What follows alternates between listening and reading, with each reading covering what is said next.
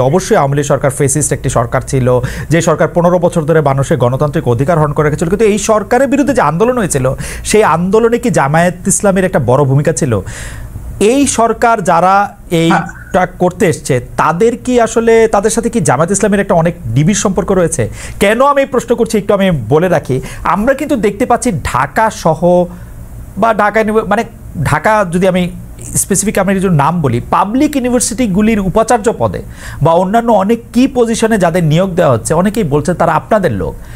এই সরকারের মধ্যে জামায়াতে ইসলামী সবচেয়ে বেশি ডালপালা মিলছে বা সবচেয়ে বেশি প্রভাব বিস্তার করছে এরকম দেখা যাচ্ছে মনে হচ্ছে। আপনি যেটা বলেছেন সেটা আমি এইভাবে দেখছি না। আমি দেখছি যে উপদেষ্টার মহোদয়দের সাথে আমাদের একদিনই কিন্তু ফর্মাল সিটিং হয়েছে। পার্সোনালি কারো কারোর সাথে সম্পর্ক আছে, তাদের সাথে হয়তো পার্সোনাল লেভেলে কথা হয়েছে, কিন্তু ফর্মাল মিটিং আমাদের একদিনই হয়েছে। যেদিন প্রথমে বিএনপিকে ডাকা হয়েছিল, তারপরে আমাদেরকে, এরপরে অন্যান্য দলকে একত্রে ডাকা হয়েছিল। 3টা স্লটে তারা কনভারসেশন করেছিলেন বা ভিউজ এক্সচেঞ্জ করেছিলেন। তা আমরা সেখানে একটা কথা বলেছিলাম যে এখানে ব্যাপক সংস্কারের প্রয়োজন হবে। 15.5 বছরের অনেক জঞ্জাল সৃষ্টি হয়েছে, তো ক্লিয়ার করা লাগবে।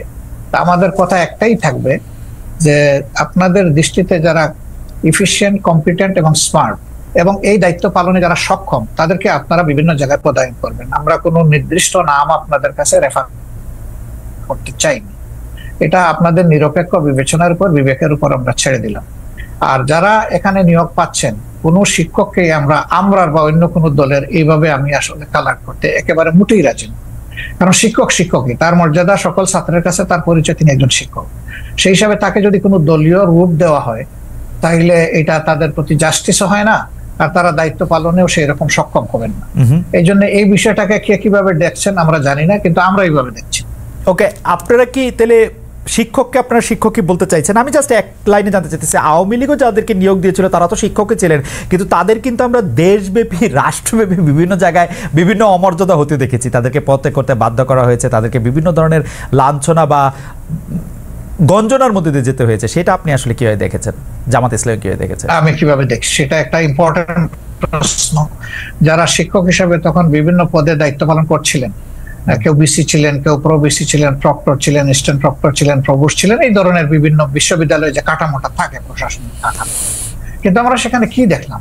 আমরা সেখানে দেখলাম যে বছরের পর বছর সেখানে একটা ছাত্র সংগঠন দাপিয়ে বেড়াচ্ছে, সবকিছুতে গণরুম সৃষ্টি করেছে, মানুষ পিটিয়ে মারছে, ঠান্ডার মধ্যে রেখে দিয়েছে ফেলে। সেখানে সে নিউমোনিয়া আক্রান্ত হয়ে একটা ছেলে ঢাকা বিশ্ববিদ্যালয়ের মারা গেল।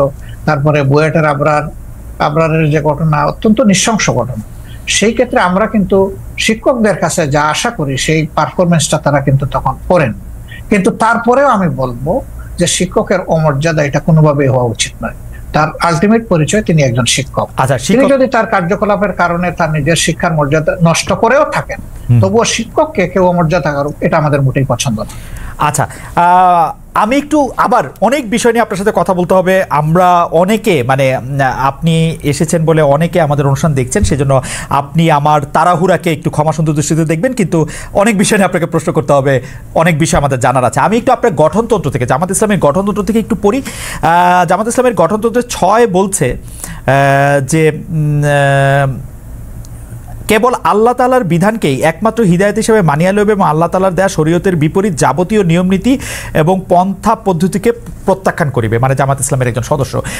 তো আমরা যদি ধরে নেই জামাত ইসলামী একটা ইসলামী শরীয়তের বিপরীত নয় এমন একটা শাসন ব্যবস্থা বা এমন একটা রাষ্ট্র ব্যবস্থা কামনা করে বা আশা করে, তাহলে সেটা আসলে কার মডেল বা কোন পৃথিবীর আর কোন দেশের আদলে? এটা কি পাকিস্তানের আদলে, এইটা কি সৌদি আরবের আদলে, এটা কি ইরানের আদলে, এটা কিসের আদলে আসলে? আসলে দেখেন, আল্লাহ তাআলার বিধান হলো আল্লাহর সৃষ্টির জন্য। আল্লাহ তাআলা মানুষকে শুধু সৃষ্টি করে নাই, তিনি সমস্ত সৃষ্টির স্রষ্টা। সেই স্রষ্টার পক্ষ থেকে যে বিধানটা আসে সেটা হলো ব্যালেন্সড এবং সবার জন্য উপকারী। আল্লাহ তাআলার কোরআনের অ্যাড্রেস হচ্ছে ইয়া আইয়ুহান নাস, হে মানব জাতি।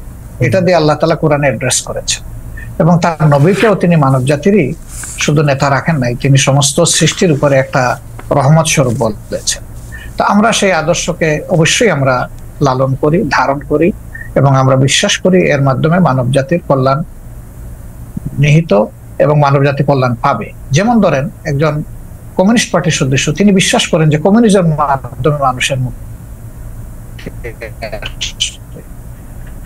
যারা সোশ্যালিস্ট তারা মনে করেন সোশ্যালিজম মানুষকে মুক্তি দিতে পারবে, অন্তত অর্থনীতি মুক্তি।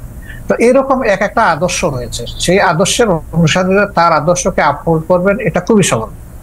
আমরাও সেই দিক থেকেই করি। এখন আপনার প্রশ্ন হলো যে এটাকে পাকিস্তান মডেল হবে নাকি অন্য কোনো দেশের মডেল হবে? না, এটা আল্লাহ তাআলা স্রষ্টা আর তার মেসেঞ্জার যারা ছিলেন, শুধু মুহাম্মদ সাল্লাল্লাহু আলাইহি ওয়াসাল্লাম না, এর আগেও যারা পয়গম্বর এসেছেন বা প্রফেট সাল্লাল্লাহু আলাইহি ওয়াসাল্লামরা যারা এসেছেন, তারা তাদের যে মডেল, আমরা ওই মডেলটাকেই আমরা অনুসরণ করি। কিন্তু সবার মডেলটা দুনিয়ায় এখন বাস্তবে নেই।